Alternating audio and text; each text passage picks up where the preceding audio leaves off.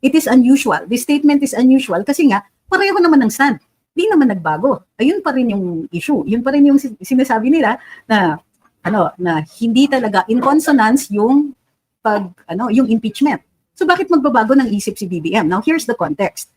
Days before the INC rally, may lumabas na information.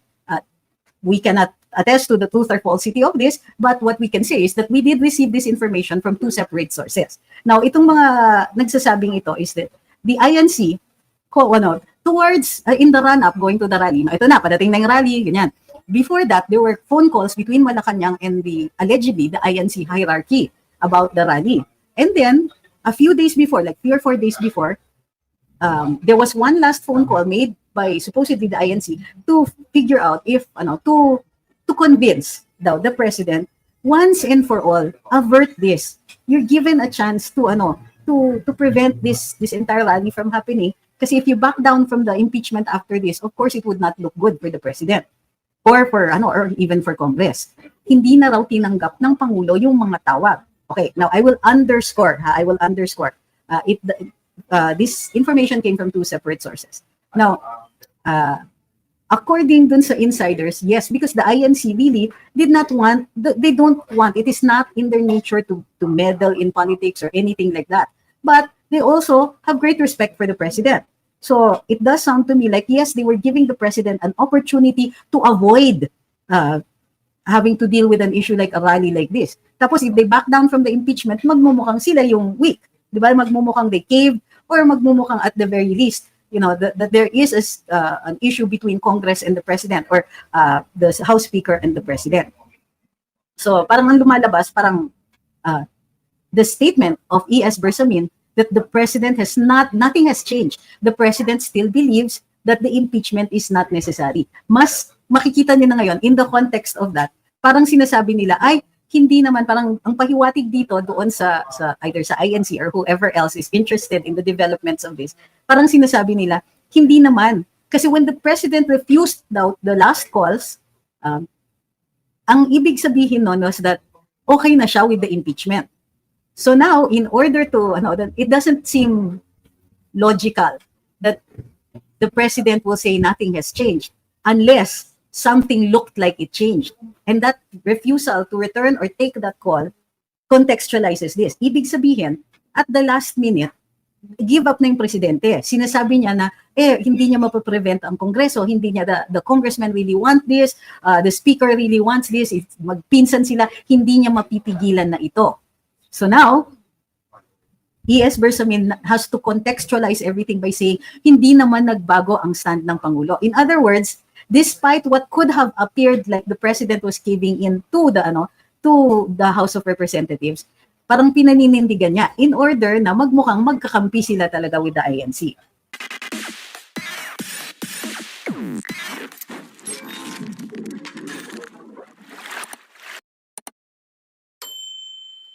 So magandang gabi, may mga of course we're dealing with the backlash or the effects of the INC rally pa rin.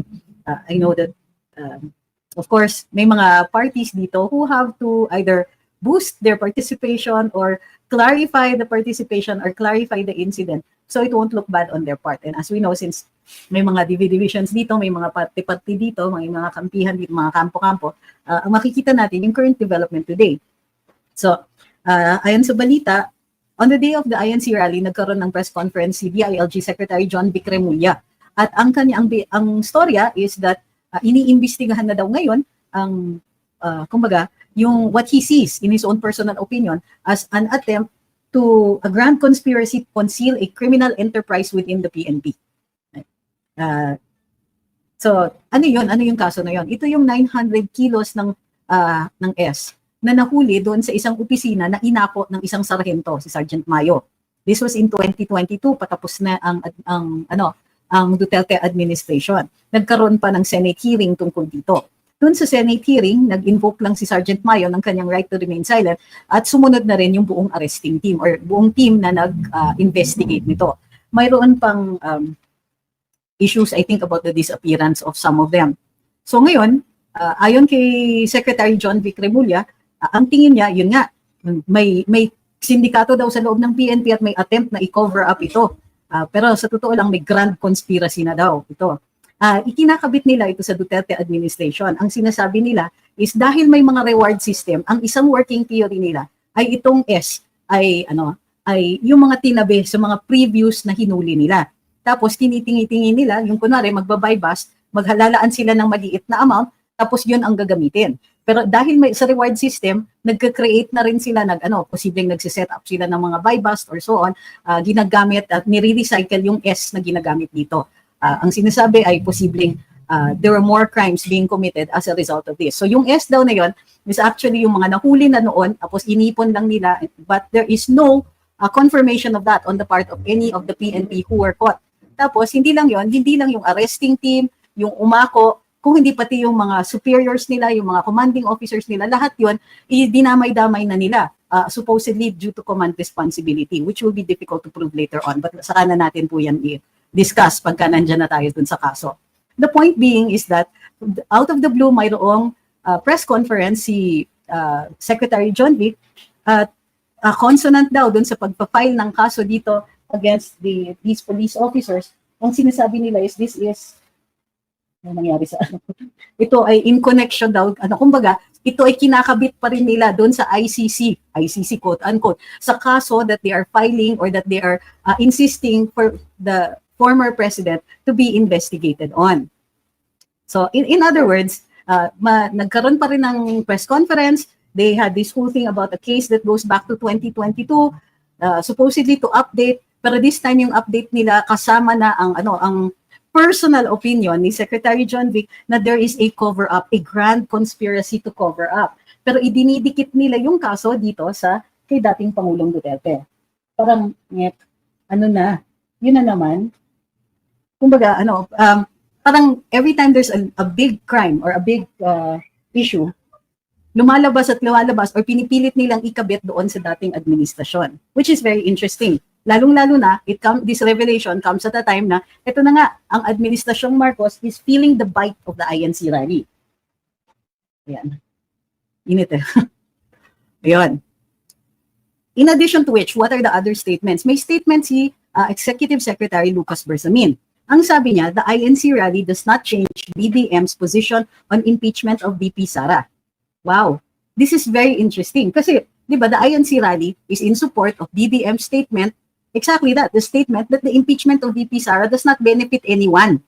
So, ano yan? Anong ibig sabihin yan? Hindi to diversion, Ma'am Margaret. Masyadong obvious naman yung diversion na yan. Huling-huli yung mga ganyang klaseng mga communication styles. Ito, interesting, sabi ni Edzology. Hi, Attorney, we are and still not huge fans of ways of Duterte's blood war. Pero yung salswell of crimes and dog shows of this administration, highest form of garapalan. They really believe their lies. Yung iba sa kanila, alam nila moro-moro, to be fair to some of them. Pero tama kayo, yung iba, once na involved na sila dun sa sa kanilang communication strategies, akala mo talaga, bilib na bilib sila dun sa storya nila eh. So, itong sinasabi ni E.S. Bersame, it's really interesting kasi, parang, why would he have to say that? Hindi nagbago yung position ni BBM tungkol doon sa impeachment ni VP Inday, in spite of the rally. Now, that's weird because the rally is agreeing with him, di ba? The stand of the INC is supposedly in agreement with the president. So bakit siya magbabago? Bakit siya magbabago ng isip? It doesn't make sense until you see the context. So ano yung context? Ay, Ma'am Margaret, hindi. I mean, what I'm saying is that that's also a valid theory, but this one is a different approach, kumbaga. Parang ang tingin ko, yung nila, how do you call this? Paggawa nila ngayon doesn't seem to be a distraction. Masyadong marami yung mga tao for them to initiate what we would consider a distraction pa. Diba? Hindi sila? So, balik tayo. Ang punto dito is, it is unusual. This statement is unusual kasi nga, pareho naman ng stand. Di naman nagbago. Ayun pa rin yung issue. Yun pa rin yung sinasabi nila na hindi talaga in consonance yung yung impeachment. So bakit magbabago ng isip si BBM? Now here's the context. Days before the INC rally, may lumabas na information. We cannot attest to the truth or falsity of this, but what we can say is that we did receive this information from two separate sources. Now itong mga nagsasabing ito is that the INC towards, in the run-up, going to the rally. Ito na, padating na yung rally, ganyan. Before that, there were phone calls between Malacanang and allegedly, the INC hierarchy about the rally. And then, a few days before, like 3 or 4 days before, there was one last phone call made by supposedly the INC to figure out if, to convince the president, once and for all, avert this. You're given a chance to, to prevent this entire rally from happening. Kasi if you back down from the impeachment after this, of course, it would not look good for the president. Or for or even for Congress. Hindi na raw tinanggap ng Pangulo yung mga tawag. Okay, now I will underscore. This information came from 2 separate sources. Now, according dun sa insiders, yes, because the INC really did not want, they don't want, it is not in their nature to meddle in politics or anything like that. But they also have great respect for the president. So it does sound to me like, yes, they were giving the president an opportunity to avoid having to deal with an issue like a rally like this. Tapos if they back down from the impeachment, magmumukhang sila yung weak. Di ba? Magmumukhang they caved, or magmumukhang at the very least, that there is an issue between Congress and the president, or the House Speaker and the president. So parang ang lumalabas, parang the statement of E.S. Bersamin that the president nothing has changed. The president still believes that the impeachment is not necessary. Mas makikita niyo na ngayon, in the context of that, parang sinasabi nila, ay, hindi naman, parang ang pahiwatig dito doon sa either sa INC or whoever else is interested in the developments of this, parang sinasabi nila, hindi naman. Kasi when the president refused the last calls, ang ibig sabihin nun was that okay na siya with the impeachment. So now, in order to, it doesn't seem logical that the president will say nothing has changed unless something looked like it changed. And that refusal to return or take that call contextualizes this. Ibig sabihin, at the last minute, give up na yung presidente. Sinasabi niya na, hindi niya mapaprevent ang Kongreso, hindi niya, the congressman really want this, the speaker really wants this, if magpinsan sila, hindi niya mapipigilan na ito. So now, E.S. Bersamin has to contextualize everything by saying, hindi naman nagbago ang stand ng Pangulo. In other words, despite what could have appeared like the president was caving in to the House of Representatives, parang pinaninindigan niya in order na magmukhang magkakampi sila talaga with the INC. In addition to which, however, further developments, another aspect to this is the statement naman of DOJ Secretary Boying Remulla. Ang sabi naman ni Boying Remulla, the Iglesia rally has no effect on the NBI probe on Vice President Sara Duterte's alleged unaliving threat. Okay? So, ibig sabihin, hindi, tuloy pa rin namin yung pag-imbestiga kay VP Sara. In other words, may threat pa rin na si VP Inday ay hindi makakatakbo dahil ito po ay, itutuloy naman lang. Kung hindi matutuloy ang impeachment, kakasuhan na lang si VP Inday. Or mayroon pa rin possibility na makasuhan si VP Inday.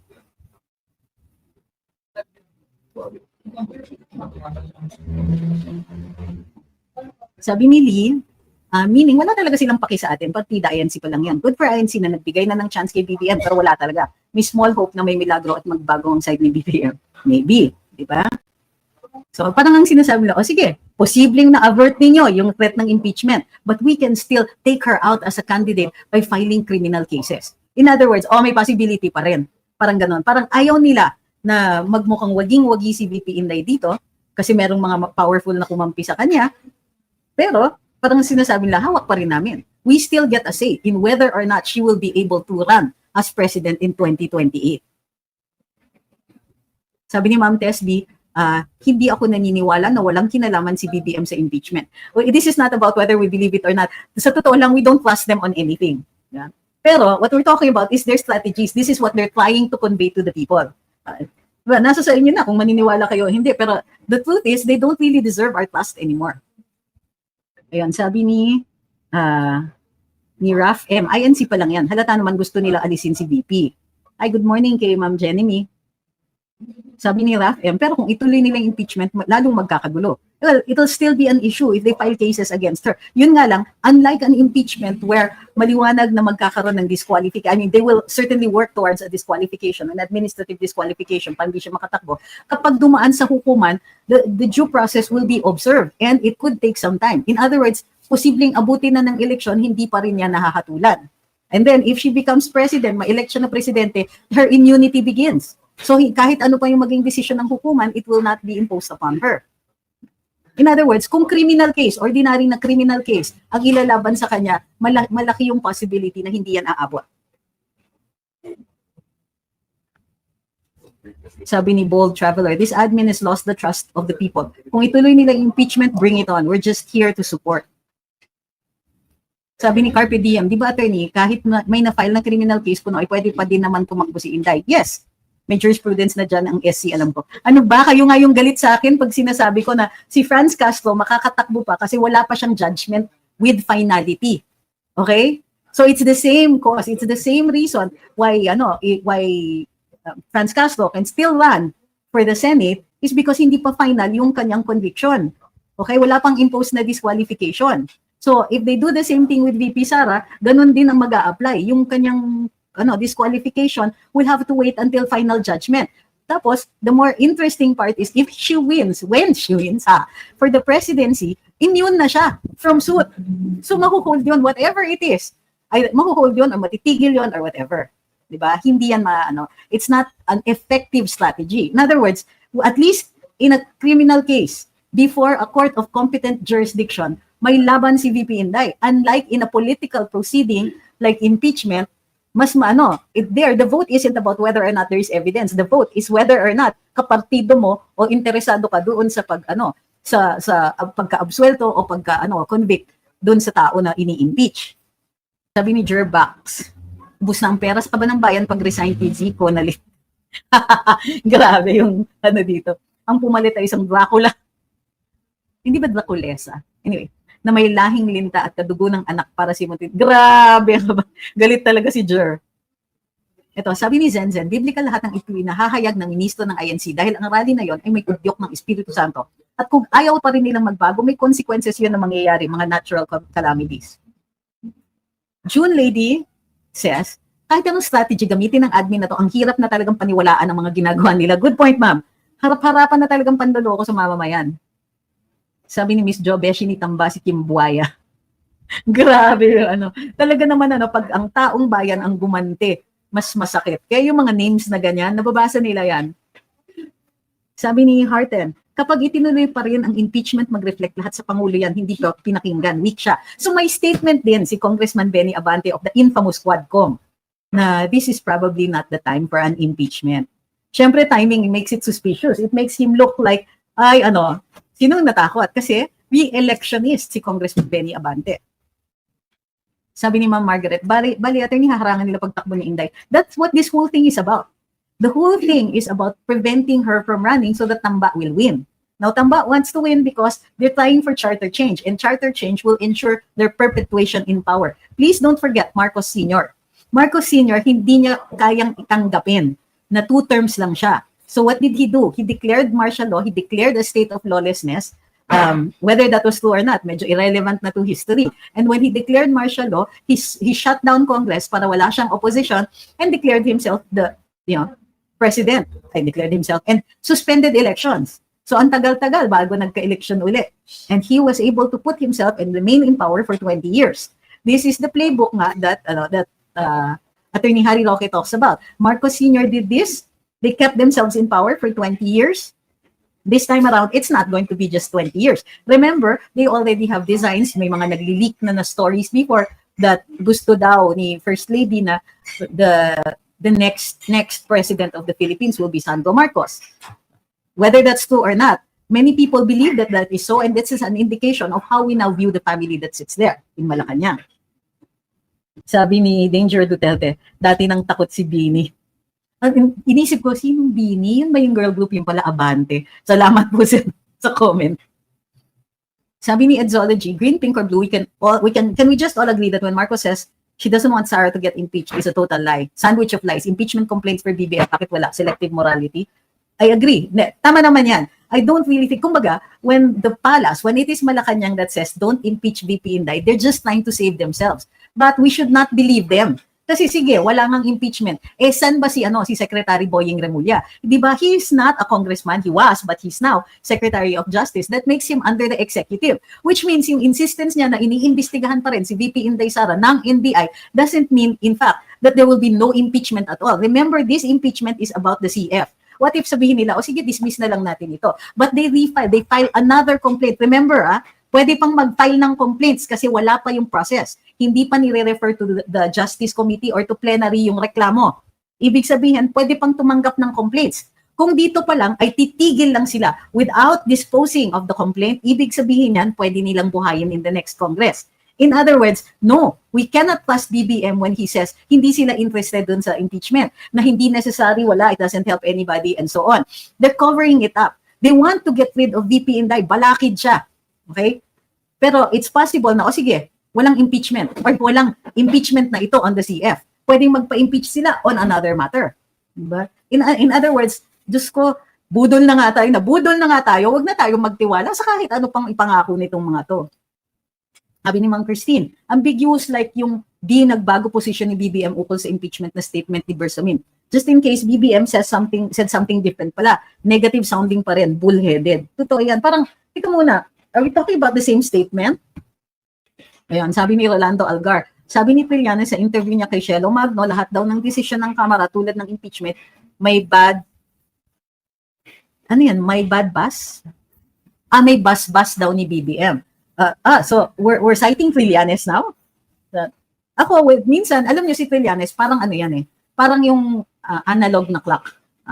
Kahit si Ryan, magiging tama siya twice a day. Yun lang. Sabi ni Romeo Peligro, it's crystal clear. PBBM has no hold on what the Congress wants to do to VPISD regarding impeachment. Maybe, maybe not. Pero para sa akin, irrelevant eh.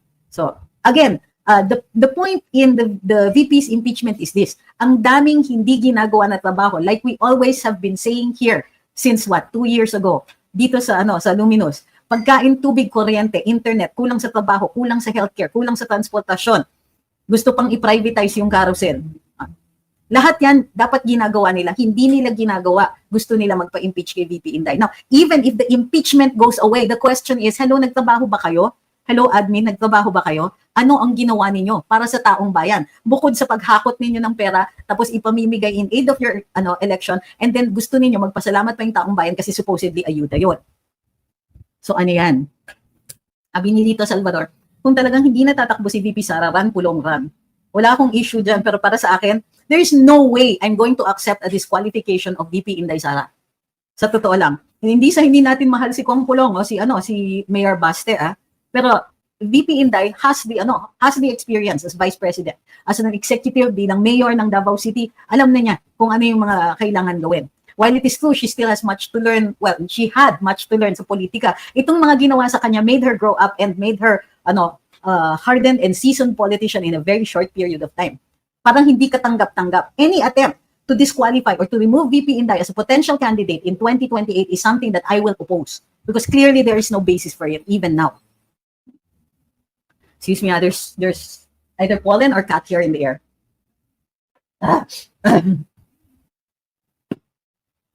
Sabi ni My Sexy Beast, kung matanggal nila si Inday, boboto mo ba si Pulong Duterte as president? Kawawa talaga yan sila kung si Pulong uupo. Sinong sila? What are you talking about? I have no on that one. My issue is this. There is no ground to disqualify Inday Sara as president in 2028. Wala talagang basis. So kung pipilitin nila yan, alam natin may mali na ginagawa. For me, it isn't about whether or not pwede si Kong Pulong at saka si Mayor Baste. Hindi yan yung issue kasi right now, hindi naman sila in the running at all eh. By mentioning their names, you're opening them up para bakbakan sila. Kasi that's an open invitation para ngayon palang babakbakan sila. Di ba nakikita ko naman sa statement mo, sasabihin mo, ay, hala kung si Pulong, kawawa ang taong bayan and so on. So what did you do? You opened the gate and ikaw mismo ang nagbakbak. But that's not the issue. The issue is whether or not all of these attempts to disqualify VP Inday have any legal basis. And clearly there is none. In fact, ginagawa nila, humahanap o nagmamanufacture sila ng pagkakataon. Nagmamanufacture sila ng magiging basihan nila para tanggalin siya. So ayan, niimbestigahan siya ng NBI. Ano yan? Tungo sa another impeachment complaint, possibly next year, diba? Or possibly the year after, assuming nandyan pa sina B. Eh? Or they'll try to rush a criminal case against her, see if they can detain her, make manufacture pictures of a mugshot and all of that, paninira sa kanya. So, ito sabi ni Edzology, wag nyo nga pong ibenta sa amin si Trillanes, attorney, he's a lost cause. Sinusukan na po namin yan. Kahit pa po our leader's endorsement, I will never write his name in my ballot. Sa amin yan. We agree on yet another thing. Thank you very much because I know this guy. Okay? Bukod pa dyan, ha? Hello, what is Yellow Magno doing with Trillanes? Lumayo-layo nga siya doon or else madadamay lang siya dyan. Di ba? And no, hindi namin binibenta si Trillanes sa inyo. Akala ko nga magkakampi pa kayo eh. Pero apparently, hindi na, or hindi talaga ever since. Puro pa-cute yan kasi sa inyo noon eh. I'm so glad na marami sa inyo can see him for what he is. O kita mo, we have so much in common na pala. Sabi ni Ma'am Christine, doesn't Tambi have to at least support, have the support of the people to be a dictator? Like Senior Playbook, he was loved at first. Kulelat sa kalye surveys and though giving away taxpayers' money, some still are daku yun. I agree. Pero in his mind, simple lang yung formula niya. Money equals power, equals position, equals forever. Yun lang yung tinitignan niya. He doesn't factor in people's desires because this person is elitist. Never yan nakikigulo sa mga nasa baba. At ika nga ni VP Inday, hindi naman yan sanay tumakbo eh, na may kalaban. Kailan ba yan nasanay? Kailan ba yung tumakbo ng may kalaban? Yeah. It's very rare. Or kung yung kalaban, medyo lang, yung mga putsu-putsu lang. Mga kunwari may kalaban type. So, this person does not understand what it would take dun sa ratwatan na klaseng campaign. And so he's taking out the most obvious of his potential rivals. Sabi ni Prince Chinito, there's no basis to remove Inday, and it's obvious that this admin meant to destroy Inday as a threat. We should not my God, ano na ang mangyari kung di makakatakbo at maging presidente si Inday? I can only imagine a worse scenario. Sabi ni Fe, si Delia, marami pa rin di kilala si Inday Sara. Sige ma'am, subukan yung ibenta yung idea na yan. Vice-presidente yan. Sabi ni Ma'am Anisa, grabe nga si Remulla kung di daw sa impeachment sa unaliving threat kay BBM nilabanatan si VP. Sus, ikaw na malapit ng yeah. Ma'am Jasmine Orosa Art says, good evening, congratulations to the INC for yesterday's rally. Totoo yun. And we're still feeling the effects of the aftermath right now. Sabi ni Ma'am Scarlett, Tamba is delusional. My goodness, di ba? Oh my goodness. That's 250 roses kagad. Nakuha nyo kagad. Holy cow. Way I see it is like this. Says, main objective is to obliterate Duterte. Kaya di natin pwedeng hayaan na lang nilang durugin si VP Sara. Sila lang ang gamot sa mulabuhang sakit nating gobyerno ito. Lito Renvili says, enough of Marcos family being president. Kahit yung sinasabi nila sa Ando in the future, suwarya mag-unos dili naman walang mangyayari kung siya. Sabi ni Ma'am Ellen, and then Rose, good morning, sa nangyari kahapon po, I don't think tatanggapin rin ng mga mamamayan matanggal si VP Sara. Ako dito sa Norway, sa Samao, magyayaya po talaga ang rally for VP Sara. Siya po ang deserve maging presidente like Tatay Digong, basta may iron hand pa. Sabi ni Aljunex, Saldico is the weakest link. So who's next? Alam nyo, si Saldico, alay lang yan. Although, may mga nagsasabi na, of course, hindi lang na alay yan. He is complicit in so much of the wheeling and dealing that goes on in the House. And ang sinasabi nila, he's really the instrument for which nakakasulong si Speaker Martin. But of course, hindi i-endorso ng palasyo ang matanggal si pinsan. Kasi pinsan yan. And for them, family first. O pwedeng, Sandy ko, disposable ka, out ka. Ba? Ikaw ang iaalay namin sa bulkan. Pero hindi pwedeng si Martin. Hindi pwede si Speaker. So, to add insult to injury, si Congressman Sandro pa ang nag-move to declare the chairmanship of the Appropriations Committee vacant. Of course, ang pinalit nila is either the co-chair kasi si Kimbo, 'di ba? So natural siya yung by right of succession kasi dalawa sila ni Saldico na co-chairs or deputy chairs or vice chair siya. But and natural 'yon. Kaya lang it doesn't make any change. Kumbaga napaka-insensitive nito. Alam niyo na nga na may issue tungkol dito kay Congresswoman Kimbo. Ang dami niyo, the bags, the shoes, the designer clothes, the watches, running in the millions on the salary of a congressperson. Ang laki ng issue sa kanya, and even if she's co-chair, even if she's vice chair, by putting her in there, parang wala kayong inalay sa bulkan, sa totoo lang. Sa tingin niyo matutuwa yung bulkan? Sabi ni Totsi Ace, pero nakakasukon si Tambi, dapat alisin yan. I agree, hindi nga dapat siya yung hindi nga dapat sa totoo lang, si Congressman Saldico, may amo yan. So nagagawa lang niya lahat nito dahil kay speaker. So bakit siya yung tinanggal? Kumbaga sa sa kung mamimili ka ng witness diyan, less guilty siya compared dun sa speaker. So dapat si speaker politically expedient yun. Ang dali, tanggalin niyo si speaker, magkabotohan na uli.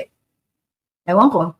That would have made a difference. That would have made people think na, baka nga kapakanan na natin After all, they were willing to throw this guy to the wolves. Hindi Ang lumalabas dito, too little too late, ang alay ng mga Marcos.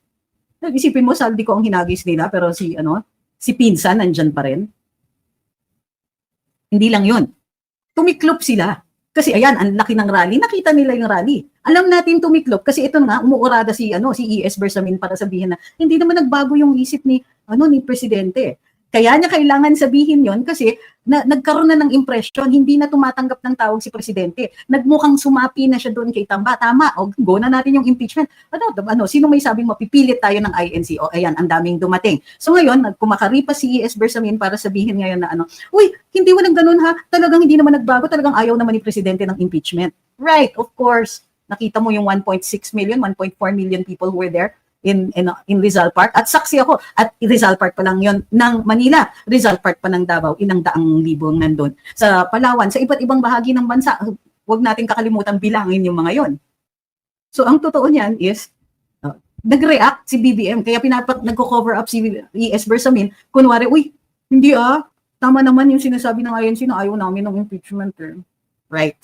And we know tumiklop sila kasi nga bakit sila nag-alay? Bakit biglang, uy, hindi na pala pwede si Saldi ko mag-apro, may sakit daw. Hello, may sakit. Excuse me, I invented that game.